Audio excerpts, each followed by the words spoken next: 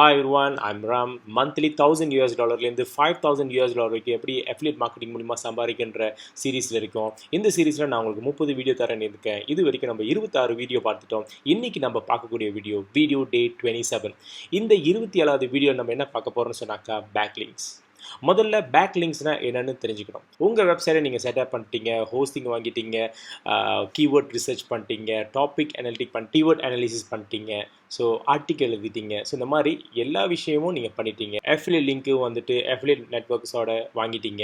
So எல்லா விஷயமும் பண்ணிட்டீங்க. இப்போ நீங்கள் உங்கள் வெப்சைட்டை நீங்கள் செட்டப் பண்ணிட்டீங்க. இந்த வெப்சைட்டை ரேங்க் ஆகிறதுக்கு நிறைய விதமான ப்ரொசீஜர் செஞ்சாகணும். நீங்கள் என்னதான் நிறைய ஆர்டிகல்ஸ் எழுதினாலும் உங்களோட ஆர்டிகல்ஸ் உங்களோட வெப்சைட்லாம் ரேங்க் ஆகணும்னு சொன்னாக்கா சர்டன் எஸ்இஓ நீங்கள் பண்ணி ஆகணும். மிக முக்கியமான ஒரு விஷயம் வந்துட்டு பேக்லிங்க்ஸ்னா is a one way link. உங்கள் வெப்சைட்டோட யூஆர்எல்ல இன்னொரு எஸ்டாப்ளிஷ் வெப்சைட்டில் அந்த லிங்க்கை வந்துட்டு இன்சென்ட் பண்ணியிருந்தா இதுதான் பேக்லிங்க். ஸோ இப்படி உங்கள் வெப்சைட் லிங்க் வந்துட்டு இன்னொருத்தங்களோட டொமைனில் வந்துட்டு இருந்துச்சுன்னா இன்டர்நெட் வேர்ல்டில் வந்துட்டு இது வந்துட்டு ஒரு ஓட்டாக கருதப்படும்.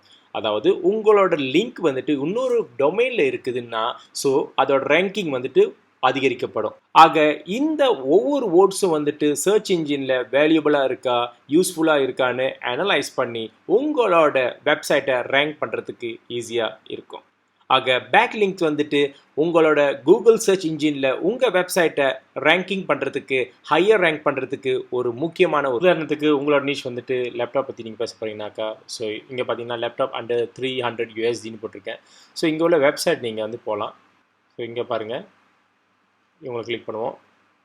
இதை பற்றி நீங்கள் ஒரு ஆர்டிகல் எழுதிருந்தீங்கன்னு சொன்னாக்கா அந்த யூஆர்எல்ல இந்த வெப்சைட்டில் இவங்கள்ட்ட பேக்லிங்க் வாங்குறதுக்கு என்ன பண்ணலான்னு சொன்னாக்கா இவங்களை நீங்கள் கான்டாக்ட் பண்ணணும். அப்படி எப்படி கான்டாக்ட் பண்ணணும்னா நீங்கள் இந்த வெப்சைட்லேயும் பார்த்தீங்கன்னா கண்டிப்பாக கான்டாக்டர்ஸ் அந்த மாதிரி இருக்கும். ஸோ அந்த இமெயிலை எடுத்துருங்க. உங்களுக்கு நீங்கள் டைரெக்டாக நீங்கள் இமெயில் பண்ணிவிட்டு I'm looking for a backlink சொல்லிவிட்டு நீங்கள் வந்துட்டு இவங்களை கான்டாக்ட் பண்ணலாம். ஸோ கேட்டோன்னே கண்டிப்பாக அவங்க ரிஜெக்ட் பண்ணுவாங்க.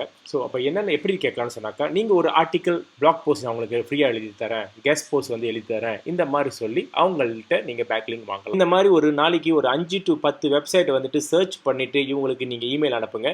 எல்லாமே கண்டிப்பாக ரிப்ளை பண்ண மாட்டாங்க. ஸோ யார் ரிப்ளை பண்ணுறாங்களோ அவங்கள்ட்ட நீங்கள் பேக்லிங்க் எடுக்கலாம். எப்படி இவங்களுக்குலாம் வந்துட்டு இமெயில் மூலமாக கான்டாக்ட் பண்ணி எப்படி வந்து இமெயில் அனுப்புறதுன்ற சர்டன் டெம்ப்ளேட்ஸ் நான் வச்சுருக்கேன். ஸோ அந்த டெம்ப்ளேட்ஸ் உங்களுக்கு வேணும்னா என்னோட ராம் ஃபார் யூன்ற இன்ஸ்டாகிராமுக்கு நீங்கள் பிஎம் பண்ணுங்கள். நான் உங்களுக்கு அந்த டெம்ப்ளேட்ஸை நான் சென்ட் பண்ணிடுவேன். ஆக இந்த மாதிரி ஒரு நாளைக்கு ஒரு 5 to 10 வெப்சைட் வந்துட்டு பூந்து இவங்கள்ட்ட வந்துட்டு பேக்லிங்கை நீங்கள் வாங்கலாம். ஸோ இதுதான் மிக ஒரு முக்கியமான விஷயம் இந்த பேக்லிங்க் வேர்ல்டில்.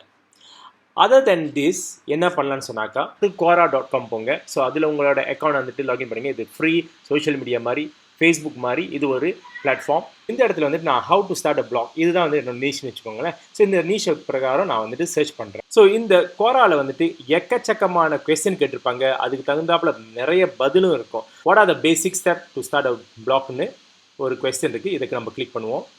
இப்போ பார்த்தீங்கன்னு சொன்னாக்கா இந்த மாதிரி ஒரு கொஸ்டின் கேட்டிருக்காங்க. இந்த கொஸ்டினுக்கு வந்துட்டு நூற்றுக்கணக்கான ஆன்சர்ஸ் இருக்குது. அப்போ நீங்கள் என்ன பண்ணலான்னு சொன்னாக்கா இதை பற்றி நீங்கள் ஒரு ஆர்டிக்கல் எழுதிருந்தீங்கன்னா ஸோ இங்கே வந்துட்டு ஆன்சர்ன்ற கிளிக் பண்ணிவிட்டு இந்த இடத்துல கொஞ்சம் இன்ட்ரோடக்ஷன் மாதிரி எழுதிட்டு தென் வந்துட்டு உங்களோட யூஆர்எல்லை இங்கே பேஸ்ட் பண்ணிடுங்க.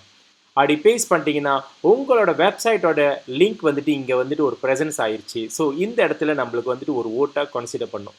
ஆனால் ஒரு விஷயம், இந்த மாதிரி quoraல வந்துட்டு நீங்கள் ஆன்சர் பண்ணும் போது முடிஞ்ச அளவுக்கு எல்லா ஆன்சர்ஸ்லையும் வந்துட்டு உங்களோட லிங்க்கை வந்துட்டு அட்டாச் பண்ணாதீங்க. ஸோ அப்படி அட்டாச் பண்ணிங்கன்னா அது வந்துட்டு கூகுள் ஐடென்டிஃபை பண்ணி ஸோ கூகுள் பெனால்ட்டி வரும். ஸோ அப்போ என்ன பண்ணலான்னு சொன்னாக்கா ஒரு 5-6 போஸ்ட்டுக்கு வந்துட்டு நீங்கள் ரிப்ளை பண்ணுறீங்களா, ஜெனுவினாக ரிப்ளை பண்ணுறீங்கன்னா அதில் 6வது போஸ்ட்டை வந்துட்டு நீங்கள் வந்துட்டு உங்களோட லிங்க் அட்டாச் பண்ணலாம். 5 ஆன்சரை வந்து நீங்கள் ஜெனுவினாக நீங்கள் எழுதலாம்.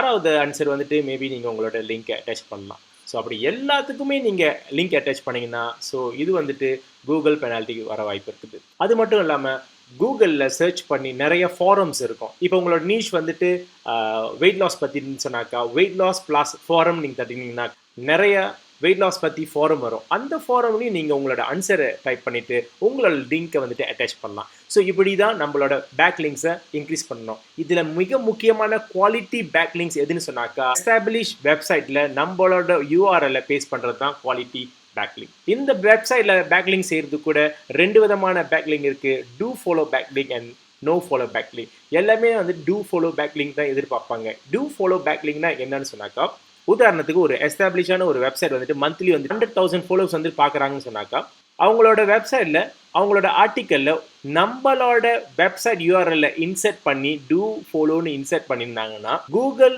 பாட்ஸ் வந்துட்டு அவங்களோட வெப்சைட்டை க்ரால் பண்ணி இன்ஃபர்மேஷன்லாம் கெதர் பண்ணி அட் த சேம் டைம் நம்மளோட லிங்கையும் க்ரால் பண்ண ஆரம்பிச்சிடும். அப்படி டூ ஃபாலோ லிங்க் இருந்துச்சுன்னு சொன்னாக்கா அவங்களுக்கு வர்ற டிராஃபிக்கோட பெனிஃபிட்ஸும் நம்மளுக்கு வர்றதுக்கு சான்சஸ் வெரி ஹையாக இருக்கும். ஸோ அதுதான் வந்துட்டு டூ ஃபாலோ லிங்க். ஸோ அப்போ டூ ஃபாலோ லிங்க் வந்துட்டு 2 விஷயம் இருக்குங்க. ஒன்று, கஸ்டமர் வந்துட்டு அவங்களோட வெப்சைட்டில் ஆர்டிக்கல் படிக்கும் போது அந்த லிங்கை கிளிக் பண்ணாங்கன்னா நம்மளோட வெப்சைட்டில் டைரக்ட் பண்ணி நம்மளோட வெப்சைட்டையும் நம்ம படிக்க ஆரம்பிப்பாங்க. நம்பர் 1. நம்பர் 2 வந்துட்டு கூகுள் பாட்ஸ் வந்துட்டு அவங்களோட வெப்சைட்டை க்ரால் பண்ணிக்கிட்டு இருக்கும்போது அந்த லிங்க்கோட அட்டாச் பண்ணிக்கிற நம்ம வெப்சைட்டும் க்ரால் பண்ண ஆரம்பிச்சிடும். இதுதான் டூ ஃபாலோ. இதுவே நோ ஃபாலோ பேக்லிங்க்ஸ்னாக்கா ஆடியன்ஸ் படிச்சுக்கிட்டு இருக்கும்போது அந்த லிங்கை கிளிக் பண்ணால் நம்மளோட வெப்சைட்டுக்கு லேண்டிங் பண்ணுவாங்க. கூகுள் பாட்ஸ் வந்துட்டு நம்மளோட பேக்லிங்கை க்ரால் பண்ணாது. இதுதான் டூ ஃபாலோக்கும் அண்ட் நோ ஃபாலோக்கும் உள்ள வித்தியாசம். ஆக இந்த பேக்லிங்க்ஸ்லாம் வந்துட்டு ஒரே நாள் நடக்கக்கூடிய விஷயம் கிடையாது. ஆக முடிஞ்ச அளவுக்கு நிறைய ஆர்டிகல்ஸ் எழுதுங்க, நிறைய பேக்லிங்கை வந்துட்டு ரிக்வெஸ்ட் பண்ணுங்க. ஸோ கண்டிப்பாக உங்களோட வெப்சைட்டும் ரேங்க் ஆகிறதுக்கு கண்டிப்பாக சான்சஸ் அதிகமாக இருக்குது. ஆக எப்படி அவங்களுக்கு இமெயிலில் காண்டாக்ட் பண்ணுறன்ற டெம்ப்ளேட்ஸ் வேணும்னு சொன்னாக்கா என்னோட instagram.com/ram4you இன்ஸ்டாகிராமுக்கு பிஎம் பண்ணுங்க. அதில் நான் உங்களுக்கு இந்த இமெயில் டெம்ப்ளேட்ஸ் நான் உங்களுக்கு கொடுக்குறேன். ஸோ இந்த வீடியோ உங்களுக்கு பிடிச்சிருந்தா கண்டிப்பாக லைக் பண்ணுங்கள், காமெண்ட் பண்ணுங்கள், ஷேர் பண்ணுங்கள். மற்றும் ஃபர்ஸ்ட் டைம் என்னோட வீடியோ பார்க்குறவங்க இந்த சேனலை சப்ஸ்கிரைப் பண்ண மறந்துடாதீங்க. அடுத்தடுத்த வீடியோவில் பார்ப்போம். அது வரைக்கும் பாய்.